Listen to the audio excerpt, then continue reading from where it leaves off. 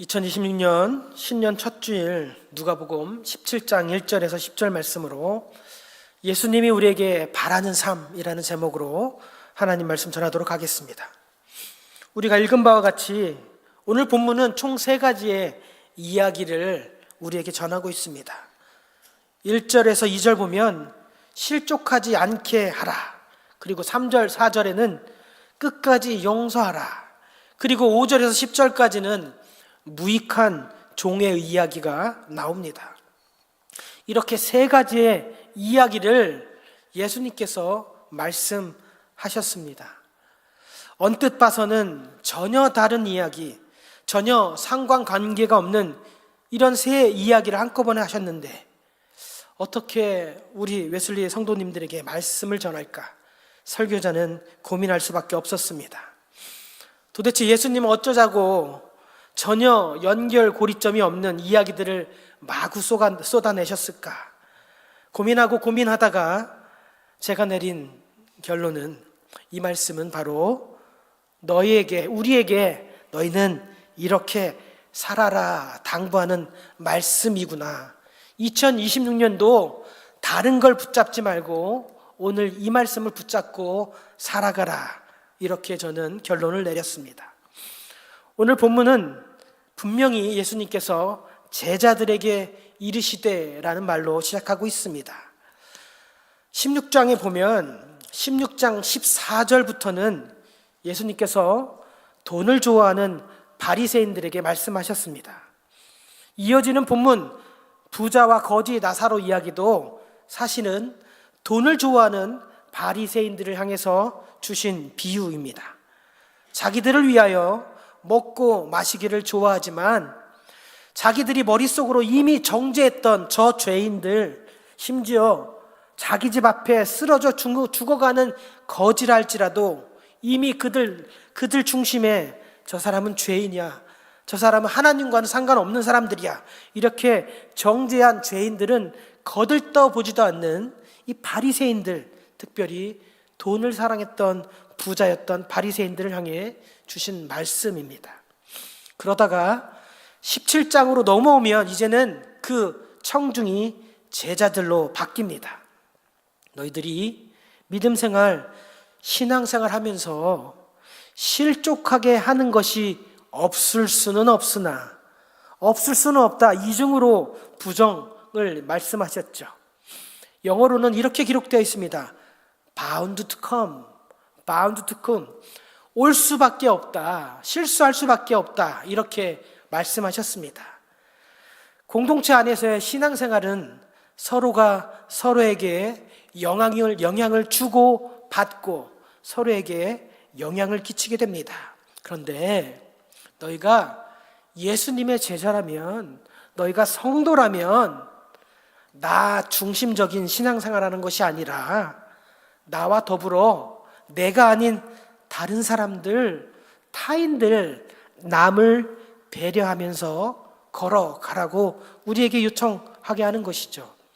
특별히 이 공동체 안에 지극히 작은 자 중에 하나를 실족하게 하는 것, 넘어지게 하는 것, 적어도 공동체 안에서 작은 자들보다 앞에 서서 모범을 보여야 하는 자들, 신앙에 연륜이 있는 자들, 앞에 서서 교회를 이끌고 가는 자들, 바로 저와 여러분에게 주시는 경고의 메시지입니다. 작은 자들이라 하면 어린아이들도 생각할 수 있지만 이제 막 신앙생활을 시작하는 분들도 우린 떠올릴 수 있어야 합니다. 아직 뭔가 몰라서 저 사람들만 따라가면 될 것 같은데, 집사님만 따라가면 될 것 같은데 하고 따라가다 보니 오히려 그들을 넘어지게 하고 죄를 짓게 만드는 그런 일들이 없을 수는 없으나, 그런데 만약 너희들 중에 하나가 이 작은 자 하나를 실족하게 하면 그는 차라리 연자맷돌을 목에 매어 바다에 던져지는 것이 나으리라. 요새는 집에서 다 이 조그만 소형 그라인더를 쓰기 때문에 연자맷돌이 뭔지 모를 겁니다. 연자맷돌은 사람이 돌릴 수 있는 크기가 아니지요. 연자맷들은 소와 나귀가 말이 끌고 도는 아주 큰 돌덩이 맷돌입니다. 적어도 500kg 이상이 나가는 큰 돌멩이입니다.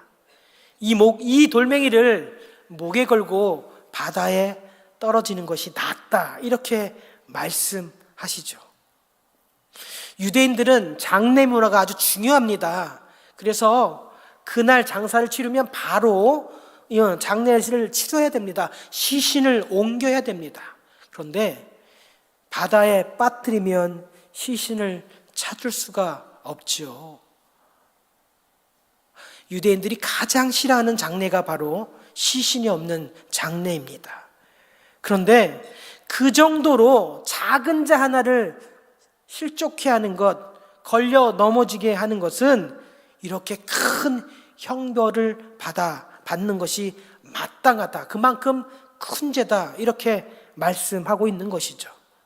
예수님의 제자가 되겠다 하면서 나섰는데, 예수님을 따라가는데, 사명을 감당하는데 앞에 선 리더들이, 직분자들이 뒤에 따르는 작은 자들에게 본을 보여주지 못하면, 사명을 감당하는 본을 보여주고 예배를 드리고 기도하는 본을 보여줘야 되는데, 오히려 본이 아니라 그들로 하여금 걸려 넘어지게 하고 그릇된 길로 가게 하고 죄를 짓게 만드는 것은 아주 큰 죄다라고 말씀하고 계시는 겁니다. 남들로 하여금 죄를 짓게 만드는 것, 실족하게 만드는 것, 앞에 선 리더들이 따라오는 작은 자들을 배려하면서 그들로 하여금 옳은 길로, 의의 길로, 십자의 길로 잘 따라올 수 있도록 그들 앞에 서서 말 한마디, 행동 하나 배려하면서 이 십자가를 감당해야 된다는 것이죠. 여러분들은 자신 뒤에서 따라오는 자들, 그들을 배려하고 살아가고 있습니까? 하나님만 바라보며 믿음만 가지고 나아갈 수 있도록 예배의 본, 기도의 본, 또 말씀을 배우는 신앙의 본을 그들에게 보여주고 있습니까? 그렇지 못하다면 차라리 연자맷돌을 목에 걸고 바다에 던져지는 것이 낫다. 즉, 주님께서 엄청난 책임을 물으시겠다라고 말씀하고 있는 것입니다. 새로 등록한 사람들 앞에서, 새로 교회를 찾아온 사람들 앞에서 리더들이, 앞선 자들이, 직분자들이 본을 보여줘야 되는데, 와, 저 권사님 참으로 멋지십니다. 나도 저렇게 권사님처럼 신앙생활 하고 싶습니다. 와, 저 집사님 어떻게 저렇게 한결같이 주님만 바라보며 교회를 섬길까? 나도 집사님 따라서 좀 옆에서 배워야겠습니다. 2026년 이 새해에는 이런 신앙의 본을, 믿음의 본을 보여주시는 분들, 예배 자리를 정말로 소중히 하고 기도의 자리를 늘 기억하면서 말씀을 배우는 자리를 귀하게 여기는 분들이 많아졌으면 좋겠습니다. 뿐만 아니라 이어지는 말씀은 형제가 죄를 범하거든 뭐라고 하지요? 용서하라, 이렇게 말합니다. 그런데 여기 한글에는 번역되지 않은 단어가 있는데, 형제가 죄를 범하거든, 좀 더 자세하게 번역하면 형제가 너에게 죄를 범하거든입니다. If your brother and sister sins against you, 이렇게 원어가 기록되고 있습니다. 아, 권사님, 이제 박 지사님 그만 미워하시고 용서하세요. 우리는 이렇게 다른 분들에게 죄를 용서하라고 쉽게 권면할 수 있습니다. 다른 사람에게는 쉽게 용서를 권합니다. 그런데 정작 나에게 실수하고 나에게 죄를 지은 형제, 내 스스로 용서하는 데는 너무나 둔하다라는 것이죠. 그런데 예수님은요, 형제 자매가 너에게 회개하고 잘못했다면 경고하고 회개하고 돌아오면 어떻게 해요? 7번까지도 용서하라고 하신답니다. 7번은 성경에서 완전수입니다. 나에게 잘못했지만 회개하고 돌아오면 수백 번, 수천 번이라도 그를 용서하라는 것이죠. 참으로 어렵습니다. 제자들도 이 말을 듣더니만 예수님께 뭐라고 하냐면 우리에게 믿음을 더하소서 이렇게 말을 합니다. 형제를, 특별히 나에게 죄를 지고 나에게 유독 실수한 형제를 용서하는 것 결코 쉽지 않습니다. 그런데 예수님이 이렇게 말씀하십니다. 너희에게 이 겨자씨 한 알만한 작은 믿음이 있다면 용서하지 못할 불가능은 없다라고 말씀하십니다. 너에게 예수 그리스도를 믿는, 하나님을 믿는 아주 작은 믿음만 있다면 용서할 수 있다라는 것이죠. 인간적으로, 감정적으로 나에게 상처를 주고 나에게 실수한 그 형제자매 용서하는 것 어렵습니다. 그런데 우리가 믿음으로 선포하고 용서해야 되는 것이죠. 감정으로 못하다 할지라도 우리가 믿음으로, 하나님의 마음으로 회개하고 돌아오면 우리가 해야 될 것은 그를 용서하고 용납하고 이제 함께 걸어가는 것뿐입니다. 이렇게 서로를 용서하고 격려하고 사명의 길, 순종의 길을 걸어가기만 하면 되는가? 아니죠. 그 다음에 이어지는 것이 바로 뭐냐? 무익한 종을 우리가 늘 기억해야 되는 겁니다. 사명을 감당하는 것, 예수님 말씀대로 작은 자를 섬기고 내 것을 아낌없이 내어주고 선한 일들을 감당하고, 그런데 그 마음 뒤에 혹시나 누가 알아주지 않을까, 사람들의 칭찬과 인정과 기대를 하지 말라는 것입니다. 어떤 인정이나 칭찬, 보상을 바라고 선을 베푸는 행위는 주님의 마음으로 섬기는 것이 아니라 아낌없이 우리를 위해서 십자가에서 모든 물과 피를 흘려주신, 십자가에서 보여주신 예수님의 사랑이 아니라, 기대하고 바란다면 그것은 철저하게 우리의 얄팍한 똑똑한 머리로 철저하게 계산하는 행위입니다. 나를 드러나는 행위입니다.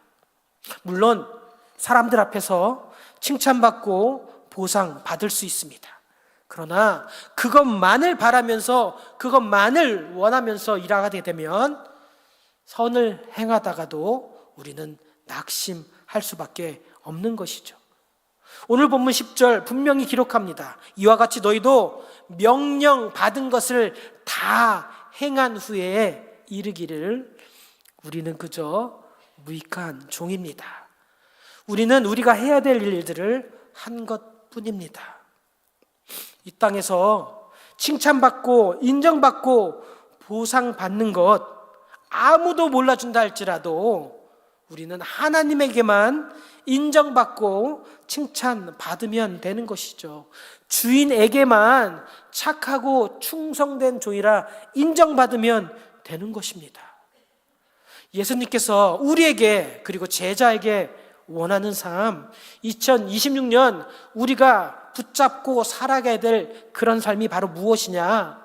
나 혼자, 나 주님 열심히 믿겠습니다, 혼자서 씩씩하게 걸어가는 것이 아니라 주변을 돌아보면서 혹시 나 때문에 걸려 넘어진 지체들이 없는지, 나의 작은 실수 때문에, 나의 작은 불평 때문에 힘들어하는 지체들은 없는지 돌아보는 삶, 또한 내게 죄짓고 실수를 반복하는 형제 자매도 회개하고 돌아오면 용서하는 삶, 그리고 주님 말씀 주실 때마다 순종함으로 손과 발로 땀 흘려 행한 뒤에도 주님, 저는 무익한 종입니다, 사람들 앞에서 칭찬과 인정과 보상을 바라는 것이 아니라 오직 하늘 아버지 품에서 받아 누릴 영원한 천국의 안식을 바라보며 오늘 주변에 있는 내 형제 자매들과 함께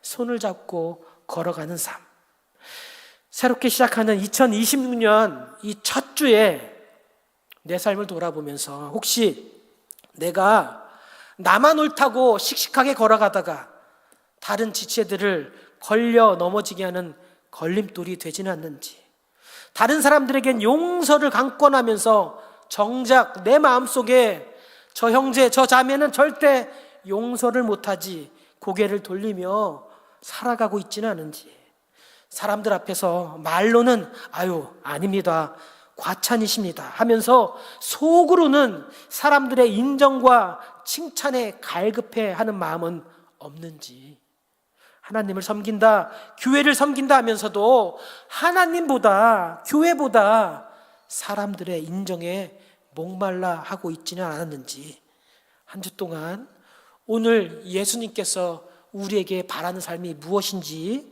바라시는 대로, 예수님께서 원하시는 대로 한 주 동안 이 말씀 붙잡고 정말 겸손하게 순종할 수 있는 저와 여러분이 되시길 예수님의 이름으로 축복합니다. 기도하겠습니다.